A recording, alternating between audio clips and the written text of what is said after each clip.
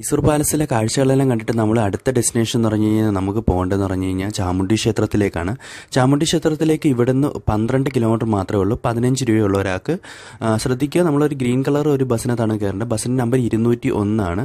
നമ്മളിവിടെ ഒരു അരമണിക്കൂർ കഴിഞ്ഞപ്പോഴത്തേനും ഇവിടെ എത്തിയിട്ടുണ്ട്. ഇവിടെ ആദ്യം കാണുന്ന നമ്മൾ പ്രതിമ എല്ലാവർക്കും അറിയാവുന്നതാണ്, എല്ലാവരുടെയും ഫോട്ടോയിൽ കാണുന്നതാണ്. മഹിഷാസുരനാണ് കാണുന്നത്.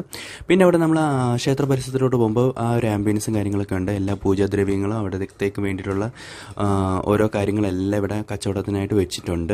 എല്ലാവിധ സാധനങ്ങളും നമുക്കിവിടെ കാണുന്നുണ്ട്. നമ്മുടെ ഇതിന്റെ പുറകിൽ കാണുന്നതാണ് ഈ ചാമുണ്ഡി ക്ഷേത്രം എന്ന് പറയുന്നത്. സമുദ്രനിരപ്പിൽ നിന്ന് 3300 അടി ഉയരത്തിലാണ് ഈ ഒരു ക്ഷേത്രം സ്ഥിതി ചെയ്യുന്നത്. നമ്മൾ ഈ ക്ഷേത്രത്തിൽ കയറി ഇറങ്ങാൻ അരമണിക്കൂർ മാത്രമേ സമയമെടുത്തുള്ളൂ. അധികം ആൾക്കാരൊന്നുമില്ല. സാധാരണ ഇവിടെ മണിക്കൂറോളം ക്യൂ നിൽക്കേണ്ട അവസ്ഥകൾ വന്നിട്ടുണ്ട്. ഇവിടെ ഇതുപോലത്തെ ഉള്ള ചെറിയ ഇലക്ട്രിക് വണ്ടികളും കാണുന്നുണ്ട്. ഇവിടെ നിന്ന് കുറച്ച് ദൂരം ഒരു സ്റ്റെപ്പ് ഇറങ്ങി കഴിഞ്ഞാൽ നമുക്ക് 350 വർഷം പഴക്കമുള്ള ഒരു നന്ദികേശന്റെ പ്രതിമയുടെ അടുത്ത് എത്താൻ സാധിക്കും. 16 അടി ഉയരവും 24 അടി നീളവുമുള്ള ഒരു നന്ദികേശന്റെ പ്രതിമയാണ് ഈ കാണുന്നത്. ഇവിടെ നിന്ന് നമ്മൾ ഒരു ചോളവും പൊള്ളിച്ച് വാങ്ങിച്ചിട്ട് നമ്മളൊരു 7:20 ബസ്സാണ് കയറിയിരിക്കുന്നത്. ഇവിടുന്ന് ലാസ്റ്റ് ബസ് എന്ന് പറഞ്ഞാൽ 9 മണിക്കാണ്. നിങ്ങൾ മൈസൂർ വരുവാന്നുണ്ടെങ്കിൽ തീർച്ചയായിട്ടും കണ്ടിരിക്കേണ്ട ഒരു സ്ഥലം തന്നെയാണ് ചാമുണ്ഡി ഹിൽ.